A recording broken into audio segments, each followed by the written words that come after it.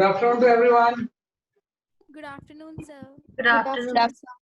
Good afternoon, sir. तो आज आपको ना बस थोड़ा सा ध्यान रखो, आप लोग थोड़ा सा ना कई स्टूडेंट्स बीच में एब्सेंट बहुत हो रहे हैं, है ना। तो ये मुझे बताना है कि फिजिक्स में मेरी आपसे एक बहुत बड़ी एक्सपेक्टेशन ये होती है कि आप क्लासेस रेगुलरली अटेंड करें। हमेशा से मैं स्टूडेंट्स को बोलता हूँ, जब से मैं पढ़ा रहा हूँ हर साल मैं स्टूडेंट्स को ये बोलता हूँ कि क्लास में एब्सेंट नहीं हो, क्योंकि ये कनेक्टेड सब्जेक्ट है ना। एक क्लास का कनेक्शन दूसरे से होता है, दूसरे का तीसरे से होता है। तो जब भी आप कोई एब्सेंटिज्म करते हो या कई स्टूडेंट्स होते हैं पूरी क्लास नहीं करते, बीच में छोड़ देते हैं, तो इनसे ना वो रिदम नहीं आ पाता, है ना। तो उससे कहीं ना कहीं फिर उसको कवर अप कर पाना बहुत मुश्किल काम। मतलब फिजिक्स में एक क्लास छोड़ने का मतलब होता है कि आप काफी पीछे चले जाते हैं। कभी भी क्लास मिस नहीं करना है। कुछ देर बाद मैं अटेंडेंस का भी कुछ मैकेनिज्म इम्प्लीमेंट करूंगा ताकि मुझे पता चले कि कौन एब्सेंट हो रहा है। तो एब्सेंटिज्म को नहीं करना। आप ये चक्कर में मत रहो, स्टूडेंट सोचते हैं अच्छा बाद में रिकॉर्डिंग तो होती है मैं देख लूंगा, है ना, या कहीं और से पढ़ लूंगा, कुछ ऐसा कर लूंगा मैं। वो फिजिबल नहीं है। There is no substitute for live classes, है ना। उसमें पढ़ने का तरीका अलग होता है, वो बात ही अलग होती है ना। किसी भी रिकॉर्डिंग या इस तरह से हम उस चीज को नहीं कर सकते, है ना। तो ये ध्यान रखना कि एब्सेंटिज्म नहीं करना किसी को भी, है ना, क्योंकि एब्सेंटिज्म से फिर चीजें खराब होनी शुरू हो जाती है। एब्सेंटिज्म मिनिमम पॉसिबल करना, है ना। तो ये ध्यान रखना। फिर 12th में भी एक बच्चा था, काफी एब्सेंट वगैरह बीच में हो रहा था, अच्छा बच्चा था। उसको लगा कि अच्छा मैं ये कर लूंगा, ऐसे कर लूंगा, उसका नंबर फिर कम आने लगा। तो उसको समझ में आ गया, फिर से वो रेगुलर हो गया, तो फिर से उसके मार्क्स ठीक से इम्प्रूव हो, है ना। तो वो अब नहीं करना है, आपको रेगुलरली क्लास करना है, मेन पॉइंट है। मतलब मेरी एक्सपेक्टेशन आपसे यही बस है कि आप जब भी कोई क्लास लगे, अगर वो शेड्यूल में क्लास है रेगुलर कर लो। डाउट्स क्लास में अगर आपको डाउट्स है तो आ जाओ, है ना। नहीं डाउट्स है तो भी आओगे तो आपको फायदा ही होता है, कुछ ना कुछ चीजें डिस्कस ही होती है ना। तो डाउट्स जो भी है वो करते रहो, ये करते रहोगे तो अपने आप ही इसमें आप आते जाओ, ठीक है। तो कर सकते चलो। तो आज लास्ट क्लास में जो हमने लॉज ऑफ मोशन स्टार्ट किया था, न्यूटन्स लॉ ऑफ मोशन, तो पहली क्लास को हमने न्यूटन से फोर्सेस के बारे में डिस्कस किया, free body diagram and forces. Second class में हमने न्यूटन्स के 3 लॉज डिस्कस किए, और फिर उसके बाद मैंने कुछ इक्विलिब्रियम के केसेस किए, है ना, कि इक्विलिब्रियम में फोर्सेस क्या होंगे जैसे कि आपके बैलेंस में। तो अगर मैं यहाँ पे फ्लो चार्ट डिस्कस करूं कि भाई जब भी आप Newton's law of motion chapter पढ़ते हो तो उसमें किसी भी न्यूमेरिकल या सिचुएशन को टैकल करने का आपका अप्रोच क्या होना चाहिए, वो मैंने लास्ट क्लास में भी लिखा था कि सबसे पहले जो आप डिसाइड करते हो डिसाइड द फ्रेम। भाई किस फ्रेम से आप ये क्वेश्चन करते हो, ये फ्रेम अभी आपको उतना समझ में नहीं आ रहा है, लेकिन अभी तो खैर ग्राउंड फ्रेम में सारा कुछ कर रहे हैं, बाद में हम फ्रेम चेंज भी करेंगे। तो सबसे पहले तो फ्रेम आ गया कि फ्रेम इनर्शियल है या नॉन इनर्शियल। उसके बाद हम चूज करते हैं सिस्टम। भाई जो भी आप सिस्टम ले रहे हो कौन सा सिस्टम है, 1 block is a system, 2 block is a system, या कंबाइंड सिस्टम है। तो सिस्टम की बड़ी इंपॉर्टेंस। सिस्टम के बाद नेक्स्ट में हम करते हैं जो भी चीज आप सिस्टम लेते हैं उसका फ्री बॉडी डायग्राम।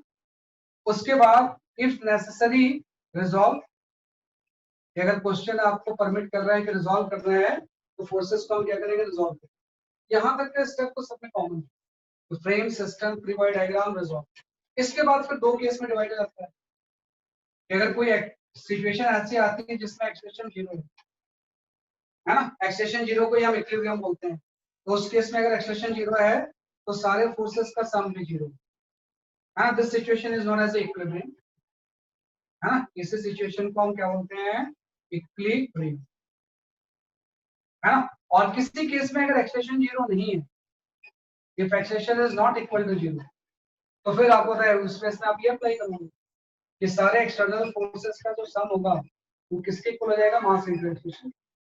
तो ये सारी चीजें सिस्टम के रिस्पेक्ट में होगी। जिस भी आप सिस्टम पे चूज कर रहे हो उसी को फोकस करोगे, है ना, उसी के अकॉर्डिंग सारी चीजें डायग्राम रिजॉल्व। अगर उस केस में उसका एक्सप्रेशन 0 है तो सारे फोर्सेस हम बैलेंस कर देंगे, उसी को हम इक्विलिब्रियम बोलते हैं। और अगर एक्सप्रेशन 0 नहीं है तो आपके पास एक इक्वेशन आ जाएगी, उसी को हम बोलते हैं जैसे कि आपका net force is equal to mass into acceleration.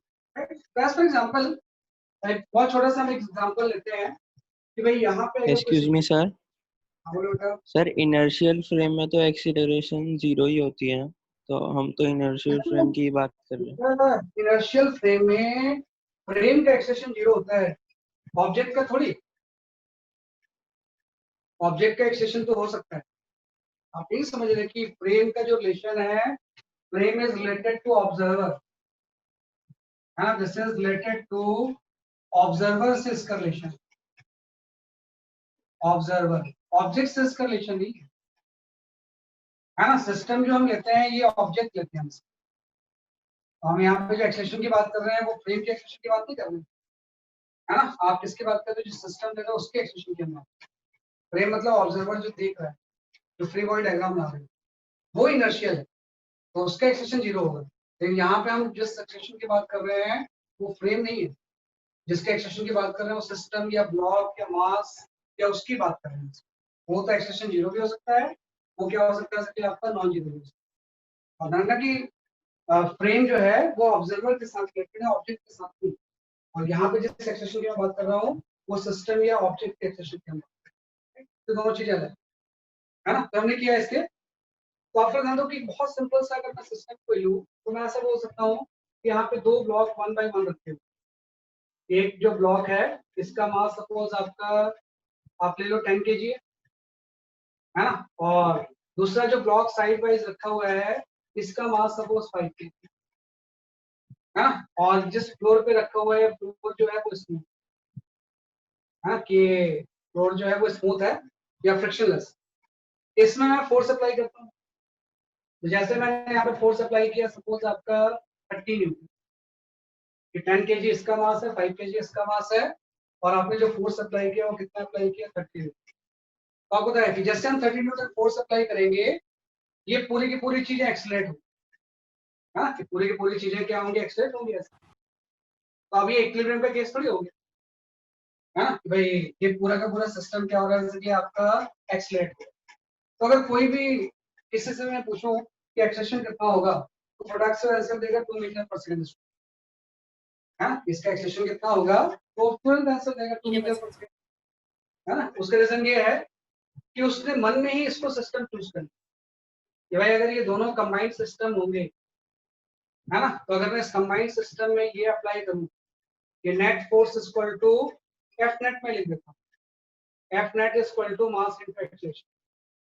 तो इस पूरे सिस्टम में नेट फोर्स में अप्लाई कर रहे हैं, कितना अप्लाई कर रहे हैं 30 न्यूटन, यहाँ पे आपने 30 न्यूटन अप्लाई कर दी, और ये इक्वल हो जाएगा मास। अगर आपने पूरे को सिस्टम लिया है मास 10 + 5 कितना हो जाएगा 15, है ना, इनटू एक्सेलेरेशन। ये तो यहाँ से जो एक्सेलेरेशन की वैल्यू होगी वो आपकी हो जाएगी 2 मीटर पर सेकंड। तो सिंपल आंसर आ गया कि 30 न्यूटन अगर हम फोर्स अप्लाई करेंगे तो ये पूरा सिस्टम एक्सेलेरेशन एक्सेलरेट जो होगा वो 2 मीटर पर सेकंड स्क्वायर, है ना। ये तो तुरंत निकाल लेंगे, पूरे को सिस्टम ले लिया हमने और ये अप्लाई कर दिया, है ना। अब कई बार इसमें ये भी पूछा जाता है कि ये पूरा सिस्टम 2 से जा रहा है, हम इसको पुशिंग फोर्स जो लगा रहे हैं वो 30 न्यूटन है। आपसे कई बार ये पूछा जाता है कि जो दोनों ब्लॉक्स हैं इसके बीच में नॉर्मल फोर्स कितना है। आपसे सिंपल से यही पूछा जाता है कि what is the normal force between the blocks, what is the normal force between blocks, है ना, कि भाई जो दोनों ब्लॉक्स हैं उसके बीच में नॉर्मल फोर्स कितना होता है। तो देखो जब आपने पूरे को सिस्टम ले लिया तो इस नॉर्मल फोर्स की आपने बात ही नहीं, क्योंकि रीजन आपको पता है कि यहाँ पे जो नॉर्मल फोर्स लगेगा दोनों तरफ लगेगा तो वो तो पेयर में कैंसिल हो जाएगा। एक पूरे सिस्टम के लिए ये नॉर्मल दोनों के बीच में क्या हो जाएगा, इंटरनल हो जाएगा। और चूंकि हम न्यूटन्स लॉ में सिर्फ एक्सटर्नल फोर्स लेते हैं तो इसमें वो नहीं है, तो इसमें इसलिए इस नहीं है। लेकिन अगर आपको निकालना है कि इन दोनों के बीच में नॉर्मल फोर्स होगा कितना, तो उसके लिए क्या करना पड़ेगा आपको, या तो आप इस 5 kg को सिस्टम ले लोगे या आप 10 kg को सिस्टम ले लोगे। अगर दोनों में से किसी एक को मैं सिस्टम लूंगा तो फिर हम नॉर्मल फोर्स निकाल सकते हैं। तो सपोज मैं किसी को भी सिस्टम ले लेता हूँ, अगर मुझे निकालना है कि दोनों के बीच में नॉर्मल फोर्स कितना होगा, तो सपोज मैंने पहले चूज किया 5 kg को सिस्टम, हाँ भाई इसमें मैंने 5 kg को सिस्टम चूज किया।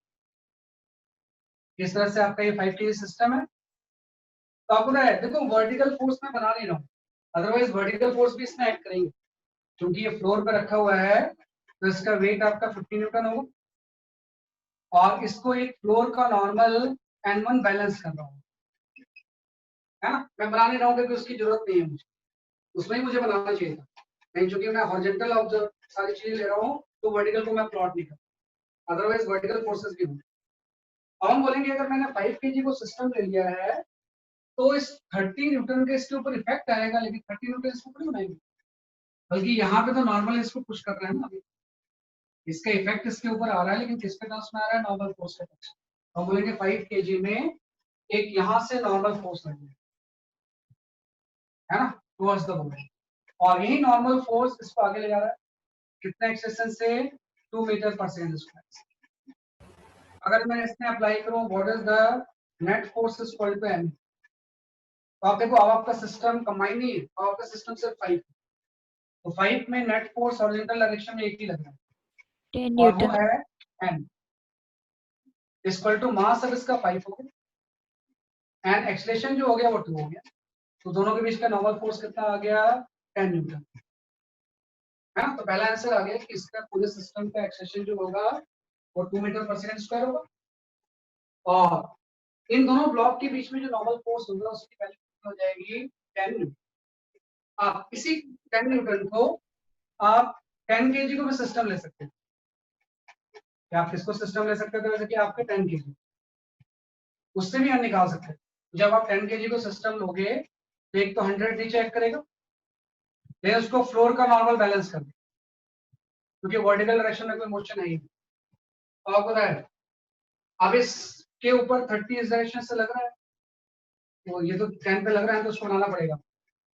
अब इस कांटेक्ट का जो नॉर्मल होगा वो लेफ्टवर्ड एक्ट करेगा, जो भी बॉडी होती है उसकी तरफ नॉर्मल होता है, अगर 5 है तो कांटेक्ट सरफेस से बॉडी, अगर 10 है तो कांटेक्ट सरफेस से बॉडी, और इन दोनों के रिजल्ट से ये पूरी चीजें 2 मीटर पर सेकंड स्क्वायर से आगे जाती है।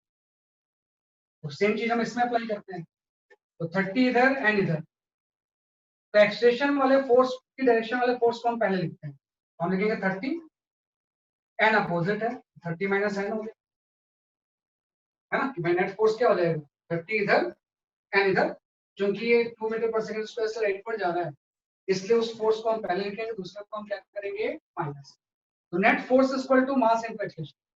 अब मास तो सिस्टम का है ना, तो अब मास आपका 10 हो गया इनटू एक्सेलरेशन तो 2 ही, तो यहाँ से जो एन की वैल्यू आएगी सेम बची, एन जब हम सॉल्व करेंगे तो ये आपका अगेन 10 मीटर है ना। तो ध्यान रखना कि आप सिस्टम किसी भी चीज को चूज कर सकते हो, आपने दोनों को चूज किया तो आपको पता है ये दोनों नॉर्मल जो थे यहाँ लग रहे थे पेयर में कैंसिल हो, इसलिए हम बोलते हैं इसको इंटरनल फोर्सेस।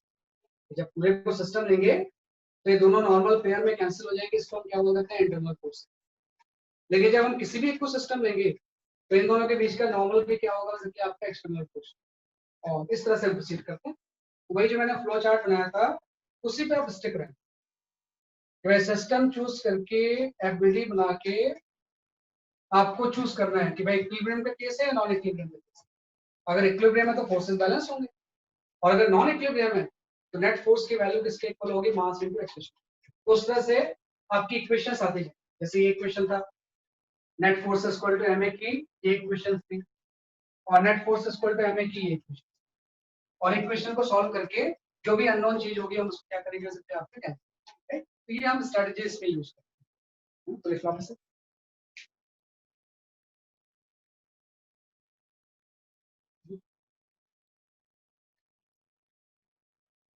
हम इस तरह से कर सकते हैं। n1 की वैल्यू क्या है, n1 जो है ना ये फ्लोर का नॉर्मल है, और चूंकि ये ऊपर नहीं जा रहा है नीचे, तो हम यहाँ पे लिखेंगे वर्टिकल डायरेक्शन में, तो ये सारी इक्वेशन में हॉरिजॉन्टल डायरेक्शन लिख रहा हूँ, मैं इसके आगे वैसे एक्स एक्सिस लगा देना चाहिए। अगर वाई एक्सिस के लॉन्ग में लूंगा तो मैं लिखूंगा n1 माइनस 50 इक्वल टू 0, क्योंकि वाई एक्सिस के लॉन्ग इसका कोई एक्सेशन नहीं, यहाँ से n1 की जो वैल्यू होगी वो आपकी 50 न्यूटन, इसमें भी ऐसी है कि n2 की वैल्यू किसके इक्वल हो जाएगी 100 न्यूटन, क्योंकि वाई एक्सिस के लॉन्ग इसका कोई एक्सेशन नहीं। तो कई बार मैं इसको प्लॉट नहीं भी करता, है ना, क्योंकि आपको जो भी चीज इन्वॉल्व हो एक्स एक्सिस वाले नहीं होंगे, तो वाई एक्सिस को प्लॉट नहीं करता, अदरवाइज वो एक्ट करता। उस तरह से। तो ये आपकी बेसिक स्ट्रेटजी हम इसमें क्या करेंगे, यूज करेंगे। Sir net force normal force होता है? तो नेट फोर्स सारे का रिजल्टेंट होता है जो भी लग रहे हैं।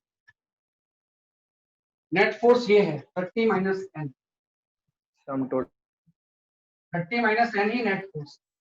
नेट फोर्स का मतलब हो जाएगा कि हॉरिजॉन्टल डायरेक्शन में जो भी फोर्स लग रहे हैं उस सबका सम। 30 इधर लग रहा है, एन इधर लग रहा है, तो दोनों का difference net force.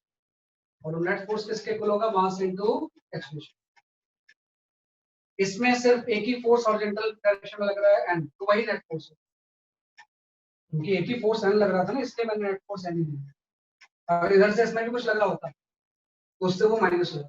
Net force जो भी फोर्स होते हैं उसका डिफरेंस है, समेशन या डिफरेंस जो भी। अगर अपोजिट लग रहा है तो माइनस करेंगे, और सेम डायरेक्शन में लग रहा है तो हम क्या करेंगे, उसको प्लस। जैसे मैं एक क्वेश्चन दे रहा हूँ, उसको आप ट्राई करो थोड़ा सॉल्व करने के लिए, विल गेट टू नो। आसान सी चीज है, इसमें ऐसे कुछ मुश्किल है नहीं।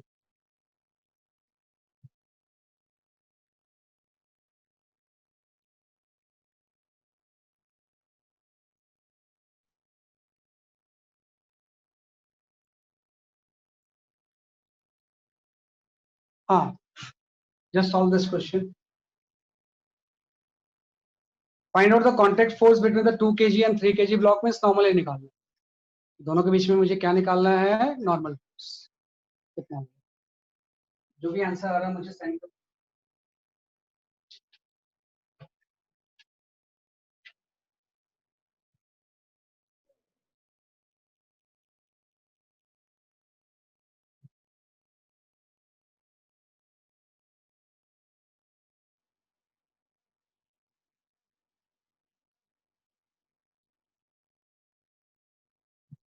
अरे वो टाइम आएगा जब हम एक एक क्लास में 50-50 क्वेश्चन कर रहे हैं, अभी थोड़े कम कर रहे हैं। अदरवाइज आप फटाफट आंसर दो। 50-50 क्वेश्चन एक एक क्लास में होता है।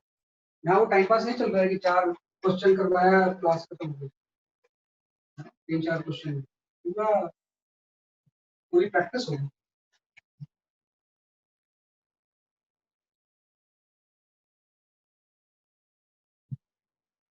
जो भी आंसर है इसका आंसर सेंड करो, फिर मैं एक्सप्लेन करता हूँ। सेम क्वेश्चन है।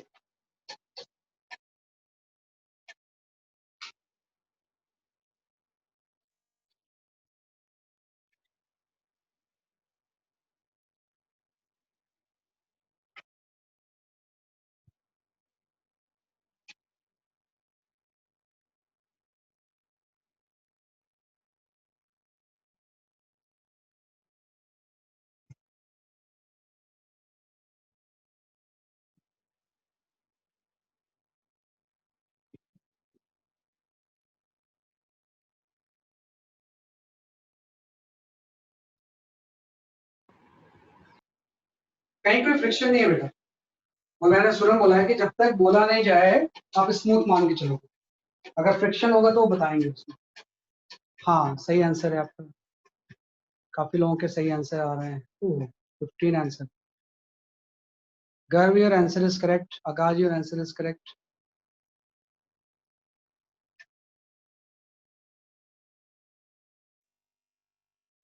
Bhavya, answer is correct. Aditya, your answer is correct. Tanish, your answer is correct.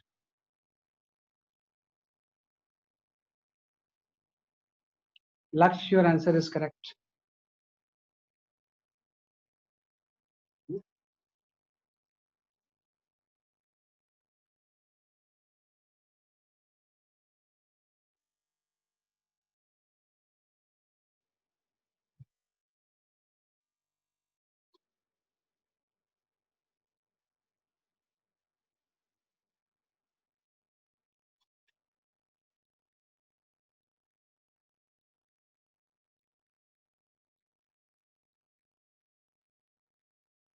Vani, your answer is correct.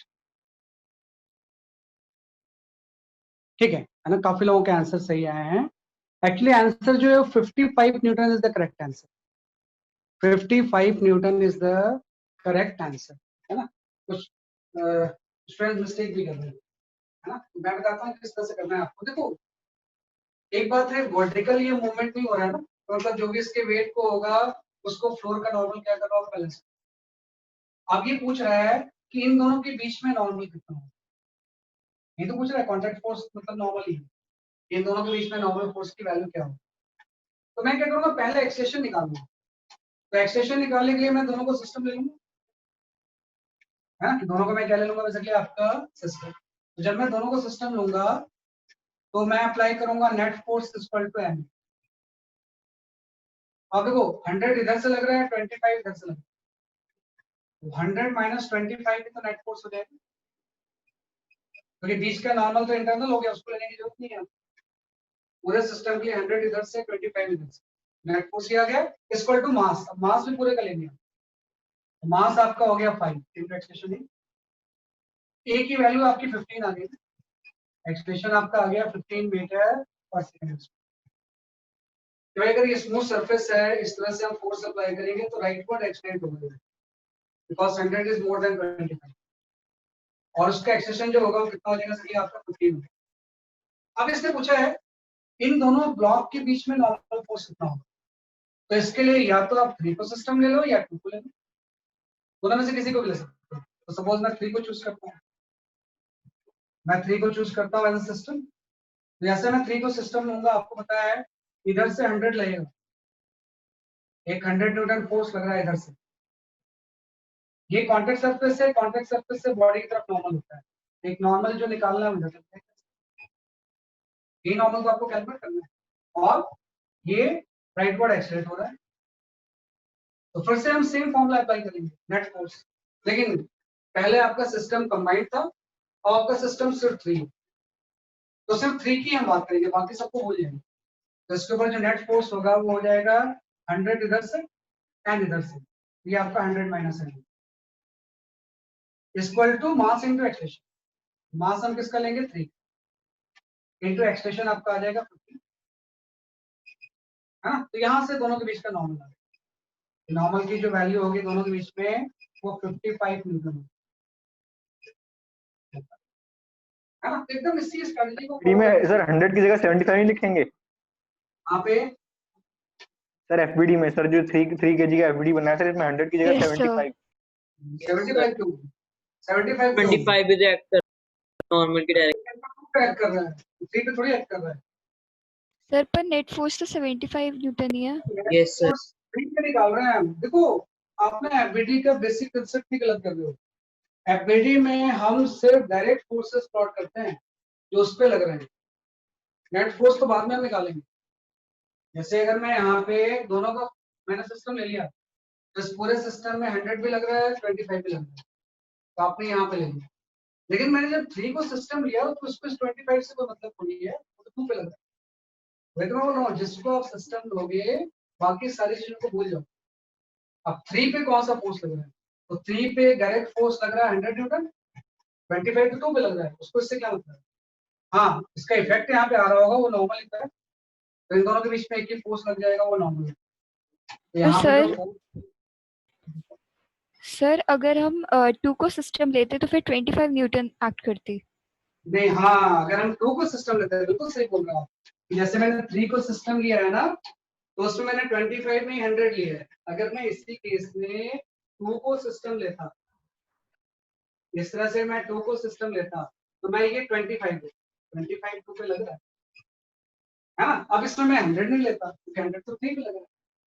तो जिसको भी आप सिस्टम लेते हो उसमें कौन सा फोर्स लग रहा है उससे आपको मतलब होता है, बाकी सारे फोर्सेस कहाँ लग रहे हैं उसको मतलब नहीं। ये तो 9th क्लास और 11th में डिफरेंस है, उसमें आप जस्ट एक सुपर प्लस आपकी नॉलेज हो, कुछ भी कहीं भी लगाते हैं, छोटे छोटे कॉम्प्लेक्स आंसर आते रहते हैं। यहाँ पे ऐसा नहीं, पूरा सिस्टम है, पूरे के अकॉर्डिंग नेट फोर्स है। जब आप 3 को सिस्टम लोगे तो 100 पे 3 पे 100 लग रहा है, इन दोनों के बीच का नॉर्मल भी लग रहा है, लेकिन ये 25 तो 2 पे लग रहा है ना, वो इसको पे लग रहा है, उसको नहीं बनाएंगे। तो हम बोलेंगे नेट फोर्स क्या होगा, 100 इधर से एंड इधर से, तो 100 minus N equal to mass into N की वैल्यू 55 है। जब मैं 2 को लूंगा तो 2 पे 25 लग रहा है, इन दोनों के बीच का नॉर्मल इधर है,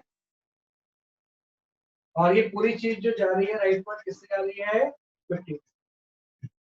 तो इसमें जो नेट फोर्स होगा, क्योंकि राइटवर्ड जा रहा है, एक्सेलरेट हो रहा है, तो एन पहले लिखो माइनस 25 अपोजिट है, तो 25 net force N minus 25 equal to mass into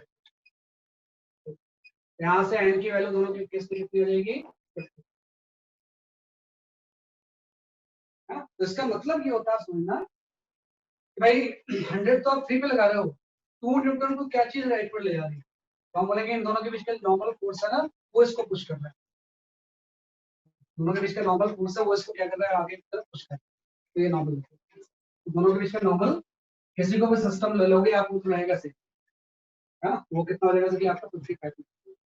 तो आप सिस्टम देखो, मैंने इसलिए तो लिखा है, किसी बुक में एक चीज लिखी नहीं है जो मैंने फ्लो चार्ट आपको बताया है, किसी बुक में लिखी थोड़ी है कि ऐसा ऐसा करेंगे, तो जो मैंने सीक्वेंस बताया है वो किसी बुक में ऐसे नहीं लिखा हुआ कि ऐसे ऐसे करना पड़ेगा, भाई फ्रेम चूज करोगे, सिस्टम चूज करोगे, तो जो सिस्टम आप चूज कर रहे हो उसके अलावा बाकी सारी चीजें आपको उस सिस्टम पे क्या चीज लग रही है उसी पे आपको क्या करना है, बाकी चीजें से आपको क्या सिस्टम है, कौन सा डायरेक्शन, ये सारी चीजें अगर हम लगा रहे हैं एक्स एक्सिस पे हॉरिजॉन्टल, तो मुझे वर्टिकल से अभी कोई मतलब, वर्टिकल देखो मैं बना नहीं रहा हूँ, वैसे मुझे पता है कि 30 न्यूटन को फ्लोर का नॉर्मल बैलेंस करना है, 20 न्यूटन को फ्लोर का नॉर्मल क्या कर रहा होगा बैलेंस, नहीं क्योंकि हम एक्सलेशन जिस डायरेक्शन में लेते हैं उसी डायरेक्शन में फोर्स लेते हैं, एफ स्क्वायर पे एम जब भी लगाते हैं तो एक पर्टिकुलर डायरेक्शन लगाओ, या तो हॉरिजॉन्टल लगाएंगे या वर्टिकल, उसी के अकॉर्डिंग सारी चीजें इस तरह से आप इसको एनालाइज करो, तो उससे 55 Newton is the correct answer. अब एक चीज था, शुरू में मैंने एक डायग्राम भी बनाया था आपको कि एक हम यहाँ पे we study one machine that is known as Atwood machine, है ना, तो जो शुरू में एक पिक्चर थी वो एटवुड मशीन की थी, है ना। एक्चुअली एटवुड मशीन जो है ना, बहुत लॉज ऑफ मोशन के स्टार्टिंग में ये मैकेनिक्स को के जो कॉन्सेप्ट्स होते हैं उसको एक्सपेरिमेंटली वेरीफाई करने के लिए यूज होता है, कि एटवुड मशीन यूज होती थी मैकेनिक्स के कंसेप्ट को वेरीफाई करने के लिए। तो हमारे अकॉर्डिंग जो एटवुड मशीन होती है उसको सिंपलेस्ट फॉर्म में अगर हम बनाए तो जस्ट एक पुली सिस्टम होता है एटवुड मशीन, है ना। ये लैबोरेटरीज में यूज होती थी to verify the concept of mechanics. तो हमारे अकॉर्डिंग जो एटवुड मशीन है वो सिंपल से ऐसी है, एक यहाँ पे पुली लगी हुई, दिस इज द पुली, और इससे कोई दो वेट हैं, है ना, एक वेट आप M1 ले लो और दूसरी वेट हम क्या ले लेंगे, जैसे कि आपका M2, ये आपकी एटवुड मशीन, है ना। भाई एक स्प्रिंग है, एक M1 है, दूसरा M2 है, और बीच में भी एक और स्प्रिंग है जिससे पुली है। और मैकेनिक्स में मैं अज्यूम कर चुका हूँ कि जो भी आप स्प्रिंग लोगे सारी की सारी स्प्रिंग क्या होगी, मासलेस, अगर दिया हुआ नहीं है, पुली भी क्या होगी, मासलेस। तो अगर किसी केस में हम ऐसा ले लें कि M1 is greater than M2,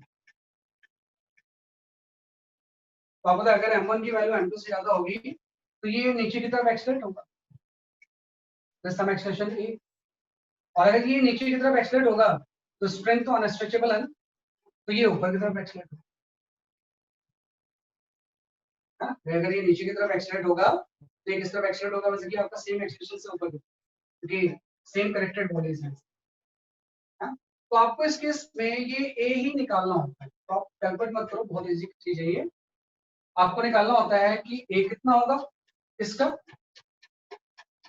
है ना, और दूसरा आपको ये निकालना होता है कि जो स्प्रिंग है उसमें टेंशन कितनी है, जो स्प्रिंग हैंग है और ये हवा में लगती है, इस तरह से हमने रूप से इसको रखा है हुआ, ये कितना होगा और स्ट्रिंग में क्या होगा, इससे आपकी टेंशन कितनी है। उसकी स्ट्रेटजी वही है कि पहले मैं क्या करूंगा, M1 को सिस्टम ले लूंगा, पहले मैं किसको सिस्टम ले लूंगा, M1 को। तो जब मैं M1 को सिस्टम लूंगा तो मुझे M2 से कम मतलब है, M1 के फ्री बॉडी डायग्राम में इसका एक वेट आ जाएगा M1G, और ऊपर की तरफ टेंशन T लग जाएगा, ऐसे M2 में एक वेट आ जाएगा M2G, और चूंकि सारी स्ट्रिंग और पुली सारी मास्टर्स है तो हर जगह पे टेंशन सेम रहती है, ये सब चीज अगर मास्टर तो हर जगह पे टेंशन की वैल्यू क्या होगी, सेम है। यहाँ पे भी एक T आ जाएगा, हाँ, तो इसका वेट m1g 40 m2g n2। अब मैं सिस्टम में लेता हूँ m1, अभी मेरा पहला सिस्टम मैंने किसको ले लिया m1, तो मुझे m2 से भी कोई मतलब नहीं। m1 में मैं अप्लाई कर रहा हूँ net force equal to m। तो अब देखो नेट फोर्स सर क्या होगा, इसमें दोनों की टेंशन सेम होगी? हाँ टेंशन सेम होगी। अगर स्प्रिंग मासलेस है और अगर ये पुली भी मासलेस है, तो अगर सेम स्ट्रिंग है तो हर जगह पे टेंशन सेम ही है, हर जगह पे। अभी आप ऐसा मान लो क्यों होती है, आप खुद समझना कि जब भी कोई स्प्रिंग मासलेस है और ये पुली भी मासलेस है ना, ये पुली मासलेस है, जब तक दिया नहीं है हम इसको क्या मान के चलेंगे, मासलेस। तो ये टेंशन हर जगह पे सेम, डायरेक्शन चेंज हो सकती है लेकिन सर जिस स्ट्रिंग से पुली हैंग है उसमें भी तो टेंशन लगेगा। उसमें भी रहेगा, लेकिन अभी तो हम नॉर्मली उसको ही निकालेंगे, उसको भी हम बात करेंगे। पहले तो मैंने बोला कि ये जो सेम स्ट्रिंग जिससे दोनों ब्लॉक हैंग है उसमें टेंशन सेम, वो टीम मुझे अभी निकालना। तो मैं क्या करूंगा, m1 को सिस्टम लेके net force equal to m apply. अब देखो m1 में नेट फोर्स कितना हो जाएगा, नीचे m1g लग रहा है और ऊपर की तरफ क्या लग रहा है, t लग रहा है, तो m1g माइनस t। अब ये है ना कि हमने माइनस टी। उल्टा क्यों नहीं लिया, t माइनस m1g क्यों नहीं, इसलिए नहीं लिया क्योंकि एक्सेलरेशन डाउनवर्ड है ना, तो जो एक्सेलरेशन वाला डायरेक्शन वाला फोर्स होगा वो बड़ा होगा, तो उसको हम पहले लिखें, उससे अपोजिट फोर्स को माइनस। नेट फोर्स क्या है, ये चीज नेट फोर्स हो गई, equal to mass into acceleration. तो मास की वैल्यू m1 है, एक्सेलरेशन इक्वेशन नंबर 1 है। तो आपने m1 सिस्टम लिया, एक इक्वेशन। अब हम लेते हैं सिस्टम आपका m2। क्या आपने सिस्टम किसको लिया, जैसे कि आपके m2। तो m2 में आप देखो दो फोर्स लग रहा है, t ऊपर और m2g नीचे, लेकिन एक्सेलरेशन अपवर्ड है, तो t को हम पहले लिखेंगे। आप यहाँ पे t पहले लिख लो, m2 की इक्वेशन आ जाएगी t minus m2। Net force ये हो गया इक्वल टू मास इनटू, ये इक्वेशन नंबर 2। तो ऐसे आपको करना है, फ्री बॉडी डायग्राम बना के एक इक्वेशन आ जाएगी, m2 का फ्री बॉडी डायग्राम बना के दूसरी इक्वेशन आ गई, दोनों को आप सॉल्व करो। तो जैसे हम दोनों को सॉल्व करेंगे तो t n माइनस t क्या हो जाएगा, कैंसिल, यहाँ पे आ जाएगा m1 minus m2 into equal to हो जाएगा m1 प्लस m2 इनटू, तो यहाँ से एक्सप्रेशन की वैल्यू आ गई, इसका जो एक्सप्रेशन होगा वो m1 minus m2 into g by m1 plus m2। First part question को सॉल्व हो गया, तो इस सिस्टम का जो एक्सप्रेशन होगा वो इतना होगा, है ना। और इस एक्सप्रेशन को आप किसी भी एक इक्वेशन में पुट कर दो तो टेंशन आ जाएगा, है ना। तो इस एक्सप्रेशन को किसी भी एक इक्वेशन में पुट, उससे क्या आ जाएगा, टेंशन आ जाएगा। टू इक्वेशंस टू अननोन, तो आपने ए निकाल लिया और यहाँ से हम टी भी निकाल सकते, टी निकालेंगे तो आपका ये आ जाएगा 2m1 m2 g by m1। आप सॉल्व करके देखिए, पहले इन दोनों को सॉल्व करके आपका ए आ गया, और ए की वैल्यू किसी भी एक इक्वेशन में अगर हम पुट कर दें तो टेंशन की वैल्यू आ जाएगी 2m1 m2 into g divide by m1 plus. दोनों पार्ट हमने सॉल्व कर लिया। अब यहाँ पे थोड़ा सा एक होता है कि ये जो था ना ए स्क्वायर में जो रिजल्ट आ गया है, इसको थोड़ा सा हम एक आइडिया लगा, है ना, इसी को हम शॉर्टकट टाइप का मेथड बोलते हैं कि जब भी इस तरह से एटवुड बशीन के क्वेश्चंस आएंगे तो एक्सप्रेशन लगाने के लिए हम सिंपल सा इसके रिजल्ट को यूज करते हैं, है ना। इसके रिजल्ट को मैं इस तरह से लिख सकता हूँ कि जब भी इस केस में आपको ए निकालना है तो ए इक्वल टू होता है net pulling force, net pulling oblique pushing force, दोनों हो सकते, net pushing force, net pulling oblique pushing force divided by total mass, total mass.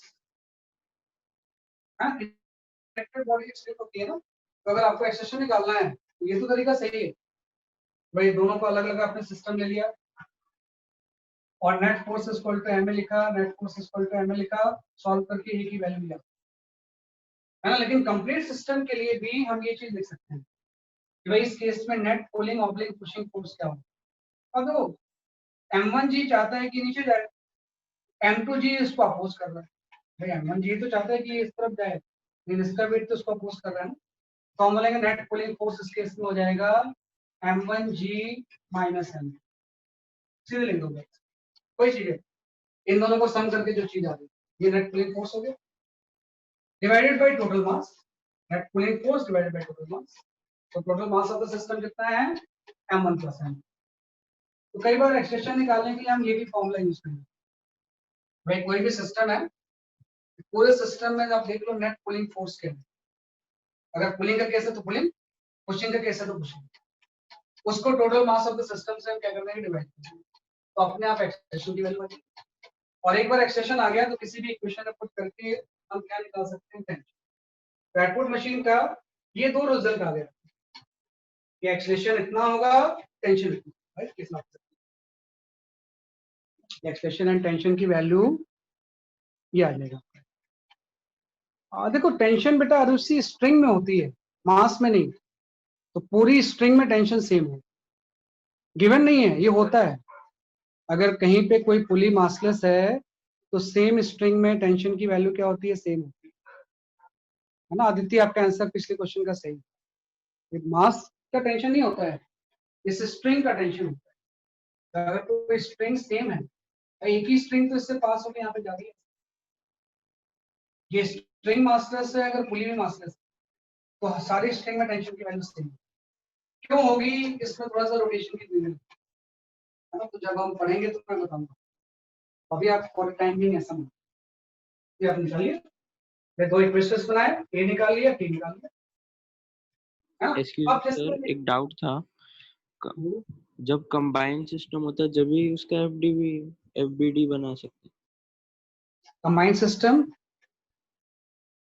इसमें हम हैं। कंबाइंड सिस्टम ले नहीं पाएंगे, बहुत मुश्किल है, क्योंकि कंबाइंड सिस्टम इसलिए नहीं ले पाएंगे क्योंकि हर चीज अलग अलग एक्सप्रेशन से मूव कर रही है, एक्सप्रेशन की डायरेक्शन अलग अलग है। जब भी हम कोई चीज सिस्टम लेते हैं ना तो पूरा सिस्टम सेम एक्सप्रेशन से मूव करना है। इसमें ऐसा हो नहीं रहा ना, m1 नीचे जा रहा है, m2 ऊपर जा रहा है, तो इसको हम कंबाइंड सिस्टम ले नहीं। जब भी आप किसी चीज को सिस्टम चूज करो तो वो सेम एक्सप्रेशन से सेम डायरेक्शन में मूव करते हैं, तभी हम उसको सिस्टम ले पाएंगे। इसमें हम कंबाइंड सिस्टम नहीं लेंगे, अलग अलग। हाँ, इसके रिजल्ट को थोड़ा सा हमने इंटरप्रेट कर दिया कि ऐसा कर सकते हैं कि भाई net pulling force by total मास से निकाल सकते हैं, वो रिजल्ट आने के बाद पूरा सिस्टम लेके इसमें हम कंबाइंड सिस्टम लेंगे, इसको अलग अलग ही सिस्टम लेना। अब एक चीज आ गया, जैसे कोई स्टूडेंट बोल रहे थे कि भाई ये इस स्ट्रिंग का टेंशन तो टी आपने निकाल लिया, हाँ भाई टी इतना होगा, वो m1 m2 g by m1 plus m2, ये भी तो एक स्ट्रिंग है, इसमें टेंशन क्या होगा, 0 ना जीरो। हाँ उनसे बोला है कि टी डैश की वैल्यू 2p के इक्वल है। सर बट हमने पुली तो मास लेस लिया है। अभी बताना, अभी तो बोलो। अब जैसे T dash equal to 2p होता है, किसी को बिल्कुल सही पता है कि अगर ये टी है तो ये 2p हो जाएगा। अब अगर मुझे ये टेंशन निकालना है तो मैं क्या करूंगा, पुली का फ्री बॉडी डायग्राम, मैं किसका फ्री बॉडी डायग्राम बनाऊंगा, पुली का। हमेशा ध्यान रखना कि आप सिस्टम चूज करने में m1 system, m2 system, combined हम सिस्टम इसका ले नहीं सकते, इसलिए नहीं ले सकते क्योंकि एक्सटेंशन की डायरेक्शन दोनों सिस्टम के पार्ट की अलग अलग, अगर एक होती तो ले पाते। तो मैं क्या करूंगा, पुली को सिस्टम लेता हूँ। मैं सबसे पहले पुली को सिस्टम लूंगा तो सिर्फ पुली को देखता हूँ, मैं यहाँ पे पुली का फ्री बॉडी डायग्राम लूंगा, सिर्फ पुली, बाकी सब चीजें मैं भूल जाता हूँ। तो आपने सही बोला है कि इसका कोई वेट तो है नहीं, लेकिन इससे ये स्प्रिंग तो ऐसे लगी हुई है ना, और एक स्प्रिंग यहाँ भी लगी हुई है, तो स्प्रिंग तो लगी हुई है ना इसमें, तो वेट नहीं होगा, टेंशन तो होगा। और आपको पता है टेंशन हमेशा जो भी सिस्टम लेते हैं उससे अवेलेबल, यहाँ पे ऐसा लगता है। अगर आपका ब्लॉक सिस्टम था, ब्लॉक से अवेल टी ऊपर, अगर पुलिस सिस्टम है तो टी नीचे, यहाँ भी ऐसा बना सकते हैं। इसलिए कई बार देखा होगा ना स्ट्रिंग में एरो डबल साइड में बनाते हैं। एरो साइड का मतलब, डबल साइड का मतलब यही होता है कि अगर आप m1 को सिस्टम लोगे तो टेंशन अपवर्ड एक्ट करेगा, अगर पुली को सिस्टम लेंगे तो उससे भी डाउनवर्ड। इसमें एक टी इधर लग गया, एक टी इधर लग गया, है ना, और एक ये स्ट्रिंग लग गई, इसका टेंशन हम एज्यूम कर लेते हैं टी डैश, है ना, इसका एक्सप्रेशन टी डैश अपनी टेंशन निकालना है, टी डैश है। अब हम इसमें यूज करते हैं, मैं यूज करूंगा net force equal to M.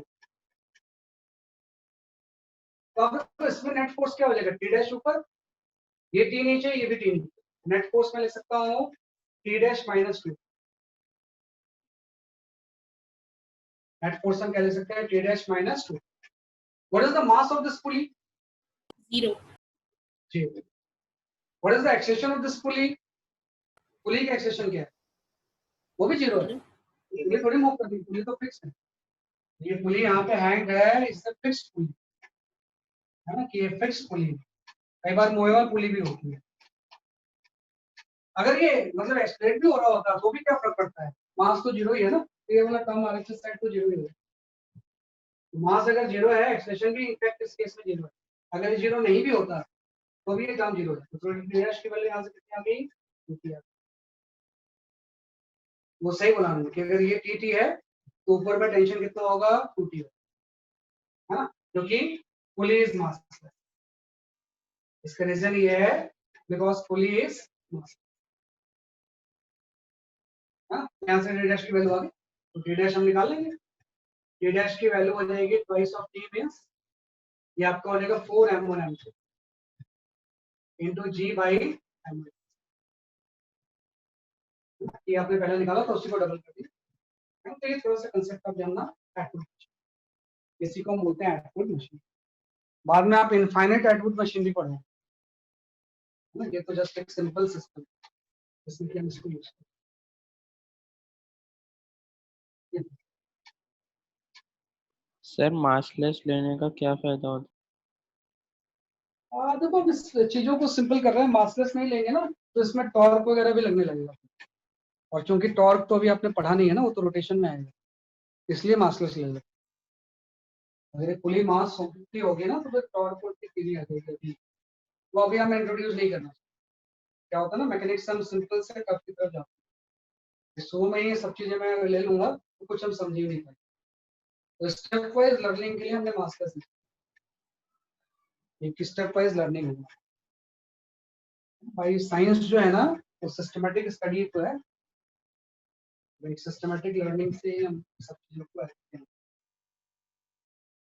तो शुरू में मैं ले लूंगा पुली फ्रिक्शन, पुली में फ्रिक्शन भी है, पुली का मास भी है, स्प्रिंग का भी मास भी है, तो सब चीजें कॉम्प्लेक्स है।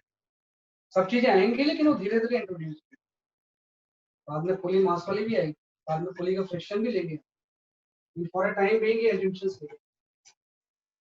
जब भी कोई पुली मासलेस हो ना तो आरएचएस 0 हो जाएगा हमेशा, तो T dash minus 2t equal to हमेशा 0। तो टी डैश की वैल्यू कितनी ऊपर हो जाएगी, 2। अगर टी है तो ऊपर 2t। सिंपल आपको जाना ये आपने इसको सर पुली हमेशा स्ट्रिंग से टाई करते हैं। हाँ करते हैं स्प्रिंग, वो आएगा धीरे धीरे धीरे धीरे चीजें आएंगी तो पूरी ये जस्ट हमने इसमें किया। जैसे एक एग्जांपल मैं यहाँ पे ले लेता हूँ सिंपल सा। एक कोई पुली है हाँ, ये पुली फिक्स्ड है, किसी स्ट्रिंग से आपने हैंग कर दिया, स्ट्रिंग से कर सकते हैं, किसी फ्रेम से भी कर सकते हैं। और यहाँ पे एक ब्लॉक ए है ऑफ 2 kg, ए ब्लॉक, यहाँ पे एक ब्लॉक है इसका मास भी 2 kg है, ये बी ब्लॉक है, और इसका मास भी 2 kg, एक और ब्लॉक लगा, दिस इज द, ये भी 2 kg सी है ना। ये कुछ सिस्टम है एटवुड मशीन का। तो आपको जस्ट इस पे क्या आंसर देना है मैं यहाँ पे लिख रहा हूँ, यू फाइंड आउट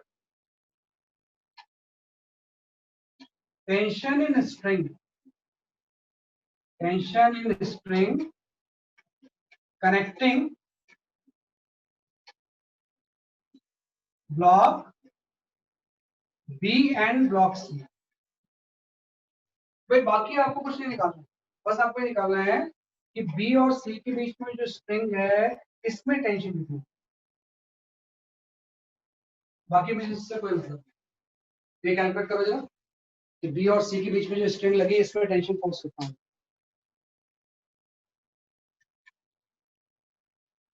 नहीं बेटा ऐसा नहीं होगा, आरसी वो रेस्ट पे थोड़ी रहेगा, वो तो एक्सलेट होगा ना भाई, पूरा सिस्टम जो होगा ना ये ऊपर जाएगा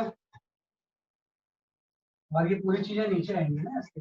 इक्विलिब्रियम थोड़ी होगा, इक्विलिब्रियम तो तब होता है जब कोई चीज एक्सलेट नहीं हो।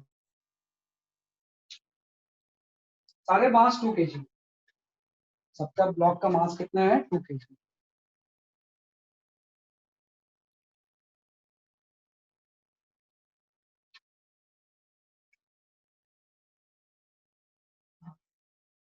जल्दबाजी नहीं करो क्वेश्चन में आंसर देने में, थोड़ा सा सोच के आंसर दो। बी और सी को जो स्ट्रिंग कनेक्ट कर रही है इस पर टेंशन और ये इक्विलिब्रियम में नहीं है। कोई भी चीज एक्सलेट हो रही है तो फिर इक्विलिब्रियम में नहीं होती ना।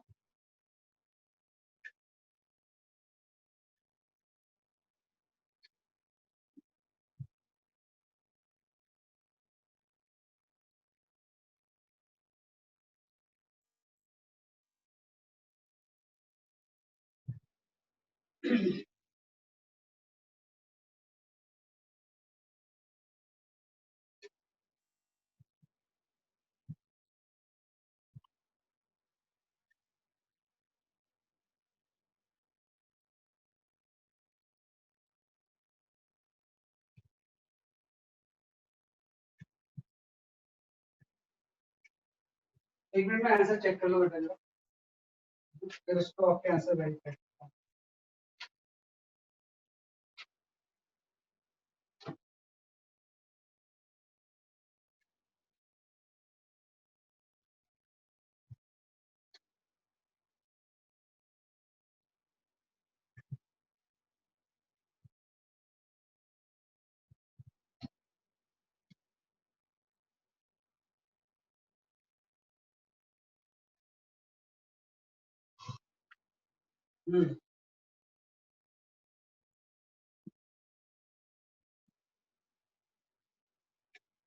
सर इसमें एफ नेट वन साइड का होगा या दोनों साइड का?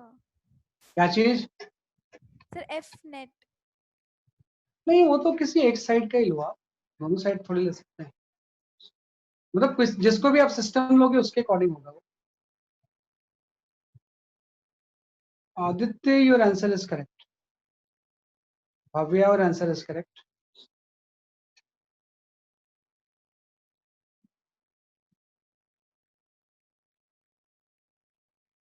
Ramesh, your answer is correct. Arushi, now your answer is correct. Adit Kumar Singh, answer चाहिए आप?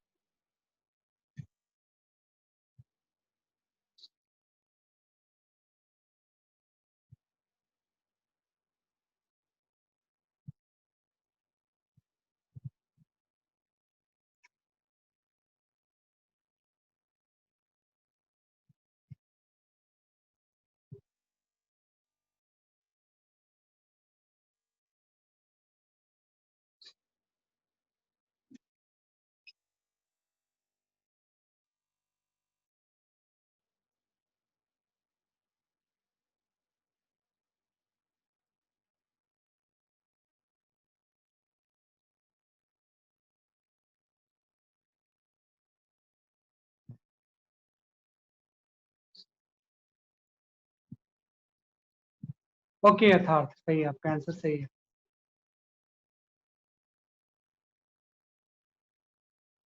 यथार्थ, योर आंसर इज करेक्ट।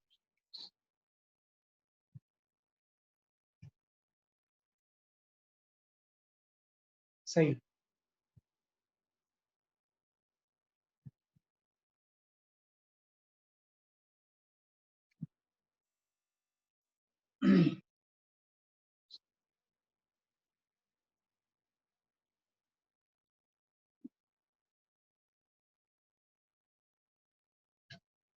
देखो मैं बताता हूँ सब लोग ध्यान दो इधर जरा, है ना। कुछ लोगों के काफी आंसर सही आए हैं, लेकिन कुछ लोगों के सही नहीं भी आ रहे हैं। मैं बताऊँ देखो क्या है कि जब भी ऐसे कनेक्टेड क्वेश्चन होना तो सबसे पहले आप एक्सप्रेशन कैलकुलेट करें। और एक्सप्रेशन कैलकुलेट करने का एक तो मेथड ये है कि हम हर ब्लॉक का फ्री बॉडी डायग्राम बना के इक्वेशन बनाए। तो एक प्रॉब्लम ये है ना कि जैसे आप टेंशन जब लोगे ना तो ये स्ट्रिंग यहाँ से यहाँ तक का सेम, यहाँ का जो टेंशन होगा वो T1 हो जाएगा, लेकिन ये स्ट्रिंग तो अब चेंज हो गई ना। उसमें उसका वेट भी लगने लगेगा H2 को भी, तो इसका टेंशन T2 हो गया। तो अगर ये T2 है तो इस पूरी स्ट्रिंग में अब टेंशन T2 है। सेम स्ट्रिंग में टेंशन सेम रहता है। बी और सी के बीच में जो स्ट्रिंग है उसका टेंशन अगर T1 है, तो जैसे हम ऊपर जाएंगे इस ब्लॉक को क्रॉस करके अब टेंशन चेंज जाएगा, इसका टेंशन पूरे में अब T2 है। तो अब देखो अब 3 अननोन्स हो गए, A, T1, T2। तो 3 ब्लॉक की एक फ्री बॉडी डायग्राम से 3 इक्वेशंस आएंगे, उसको सॉल्व करेंगे। फिर तो लंबी अप्रोच है ना, वैसा क्यों करेंगे, वैसा मतलब करना चाहिए कि 3 इक्वेशंस हैं, 3 अननोन आएंगे, है ना, लेकिन वो उसकी बजाय हम एक शॉर्टकट यूज कर लेंगे। अभी जो मैंने बोला कि भाई कभी भी किसी सिस्टम का एक्सप्रेशन निकालना है तो एक्सप्रेशन इक्वल टू होता है net pulling force divided by total mass. तो आप देखो इसमें नेट पुलिंग फोर्स क्या है, ये दोनों का जो वेट है कंबाइंड बी एंड सी का, ये चाहता है कि ये नीचे जाए डाउनवर्ड डायरेक्शन में, और इसका वेट चाहता है कि इधर जाए, क्योंकि ये ज्यादा है इसलिए डाउनवर्ड करता है। तो जब नेट पुलिंग फोर्स हम लेते हैं तो उसका तरीका ही होता है कि राइट साइड वाले दोनों वेट को आप ऐड कर दो।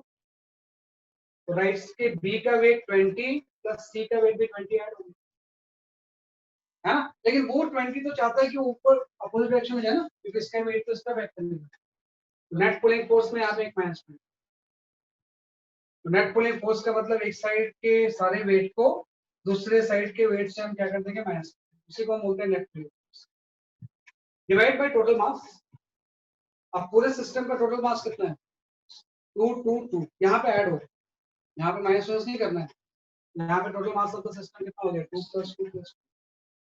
तो आप देखो यहाँ से इसके एक्सप्रेशन आ, एक्सप्रेशन की वैल्यू आ गई 20/6 मींस 10/2। सर वो मास्क ऐड क्यों होगा?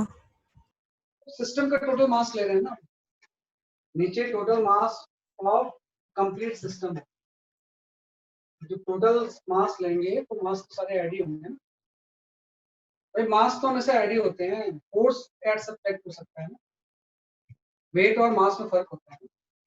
तो ऊपर तो हम ले रहे हैं वेट जो कि वेक्टर क्वांटिटी है, लेकिन ये तो स्केलर है ना, वो तो हमेशा ऐड ही होता है।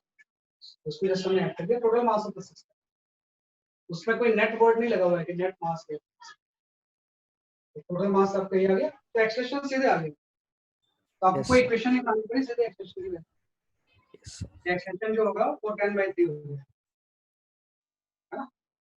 अब आपको देखो पर्पस क्या था, क्या पूछा था मैंने पूछा था कि ये जो स्ट्रिंग है इसमें टेंशन T1 कितना है, तो ये टेंशन हम किसी भी एक ब्लॉक से निकाल सकते हैं फ्री बॉडी का, चाहे तो आप इस 2 को ले लो, सबसे आसान 2 सही होगा, सी को सिस्टम ले लो, तो मैं यहाँ पे सी को सिस्टम ले लेता हूँ, यहाँ पे जो सी ब्लॉक था सिर्फ मैंने उसको सिस्टम लिया, मुझे बाकी से कोई मतलब नहीं, सिर्फ सी ब्लॉक को सिस्टम लिया। तो सी ब्लॉक का वेट नीचे लग जाएगा mg 20 हो जाएगा, और टेंशन T1 मुझे निकालना है, और ये सी ए से नीचे जा रहा है, इसके ए को साइड में बना लो, और ए की वैल्यू हम निकाल चुके हैं 10/2। ये तरीका होता है पहले नेट पुलिंग फोर्स से टोटल सिस्टम का एक्सप्रेशन निकालना, भाई किस एक्सप्रेशन से पूरी सिस्टम मूव है, फिर उसके बाद एज पर रिक्वायरमेंट आप किसी भी चीज पे एक को सिस्टम लें, जैसे मैंने 2 को सिस्टम लिया। अब इसमें मैं अप्लाई करूंगा net force equal to mass into expression, मैं इसमें क्या अप्लाई करूंगा, नेट फोर्स इक्वल टू, तो आप देखो इस 2 में नेट फोर्स क्या होगा 20, यहाँ पे 20 माइनस 2 हो जाएगा equal to mass 2, and what is the expression 10/3, है ना। तो यहाँ से T1 की वैल्यू आ गई, तो जब हम सॉल्व करेंगे तो T1 की वैल्यू जो आएगी वो 40/3 मीटर, ये तो T1 की वैल्यू कितनी आ जाएगी 40/3 मीटर, है ना। अगर आपसे कोई पूछता है कि फाइंड आउट T2 कितना होगा, जैसे आपने इस C को सिस्टम लेके T1 निकाल लिया, अगर आपने किससे पूछा T2 कितना होगा, तो T2 किससे अटैच कर लेना पड़ेगा ना, तो इस A से अटैच, A को सिस्टम ले, A में T2 ऊपर लगेगा और नीचे इसका वेट 20 लग जाएगा, और ये ऊपर ये से एक्सटेंड हो गया, तो हम लिखेंगे T2 minus equal to mass 2 into expression. यहाँ से जब हम सॉल्व करेंगे तो T2 की वैल्यू आपकी आ जाएगी 20 प्लस 20 है ना, मतलब ये 80/3। तो फाइनल आपका आंसर आ गया कि पूरे सिस्टम का जो एक्सटेंशन होगा वो 10/3 होगा। जो बी और सी के बीच में स्ट्रिंग लगी उसमें टेंशन की वैल्यू कितनी हो जाएगी 40/3। और जो ये वाली स्ट्रिंग है जो पुलिस से पास हो रही है उसमें जो टेंशन होगा वो 80/3। तो ये स्टेप्स होते हैं, पहले एक्सप्रेशन निकाल लिया, फिर एज पर रिक्वायरमेंट किसी को भी सिस्टम उसका से। तो ये इसको आप सॉल्व, तो ये आपका एटवुड मशीन है ना। तो काफी लोगों ने बाद में सही कर दिया था आंसर। हाँ सही सर आयशा आपका T2 और आंसर दिया। T1 का कोई रिलेशन होगा? हाँ निकाल सकते हैं लेकिन जरूरत नहीं है इस क्वेश्चन में। आप बी का फ्री बॉडी डायग्राम ना लो तो T1 T2 का रिलेशन आ जाएगा। बी से T1 और T2 दोनों कनेक्टेड है ना, निकाल सकते हैं बेटा लेकिन जरूरत नहीं उसकी। वानी अदिति आप ऐसे ही कर लो। आप T2 minus T1 plus mg होगा क्या? देखो ऐसे नहीं करते बेटा, ऐसे देखो अब ये 9th वाली चीज छोड़ दो, ऐसा नहीं करेंगे। आप एकदम ध्यान रखना, मैं बता दे रहा हूँ अदरवाइज जरूरत नहीं है, लेकिन फिर भी मैं बता रहा हूँ। देखो ऐसे रैंडम में कुछ गेस नहीं करो, मैं कहीं भी गेसिंग या रैंडमनेस नहीं कर रहा हूँ, सब कुछ। जैसे आपने एक्सेशन निकाल लिया उसके बाद आपने टू को लिया सिस्टम, सी को लिया, ए को सिस्टम ले लिया। अब अगर मैं यहाँ पे सिस्टम ले लूँ, जस्ट फ्री बॉडी डायग्राम बना रहा हूँ और इक्वेशन लिखूँ। अगर मैं सिस्टम ले लूँ बी को, हाँ भाई मैं सिस्टम लेता हूँ बी, बी ब्लॉक मेरा सिस्टम। तो आपको पता है बी के फ्री बॉडी डायग्राम में एक T1 नीचे आ जाएगा, बॉडी से अवे तो टेंशन होता है। एक इसका अपना वेट होगा, है ना, 20 न्यूटन लिख लो, 20 वेट होगा इसका। और एक ऊपर भी तो स्ट्रिंग जा रही है, एक ऊपर हो जाएगा, है ना। ये 3 फोर्स लगेंगे इसमें, वेट T1 नीचे, 2 से अवे, T2 ऊपर और इसका वेट नीचे। और ये अभी इक्विलिब्रियम में नहीं है बी ब्लॉक, बल्कि बी ब्लॉक एक्सलेट हो रहा है। कोई भी चीज जब एक्सलेट होती है तो उसमें फोर्स बैलेंस नहीं होते हैं। हम ऐसा नहीं बोल सकते कि T1 plus 20 is equal to T2, you can not say. इस केस में ऐसा नहीं बोल सकते कि T2 is equal to T1 plus 20, ये गलत हो जाएगा। This is a wrong concept. Wrong concept इसलिए है क्योंकि फोर्स बैलेंस तब होते हैं जब एक्सेलेरेशन 0 हो। अगर एक्सेलेरेशन है तो फिर फोर्स कैसे बैलेंस, ये गलत है। तो फिर सही क्या होगा इक्वेशन, हम यहाँ पे लिखेंगे पूरा, भाई net force is equal to m। तो अब इसमें आप लिखोगे what is the net force, है ना। T1 नीचे लग रहा है, उसमें 20 ऐड हो गया, और T2 ऊपर लग रहा है तो उसको माइनस कर दिया, ये net force. Downward force minus upward force है net force equal to mass into acceleration. Mass आपका इसका 2 था इंटू एक्सेलेरेशन आपका 10, ये T1 T2 में तीनों को फ्री बॉडी डायग्राम, जिसका भी फ्री बॉडी डायग्राम आते हैं उसके अकॉर्डिंग हम चीजें लिखेंगे और इसको अवॉइड करना। भाई ये चीज नहीं हो सकती ना, ये चीज कब होती है जब एक्सेलेरेशन 0 हो। अगर एक्सेलेरेशन है फिर फोर्सेस का भी बैलेंस नहीं। तो net force is equal to mass into acceleration. तो अगर आपको T1 पता है या T2 पता है, कोई भी दूसरा निकाल सकते हैं। इस तरह से हम सिस्टमैटिकली एकदम मूव करते हैं।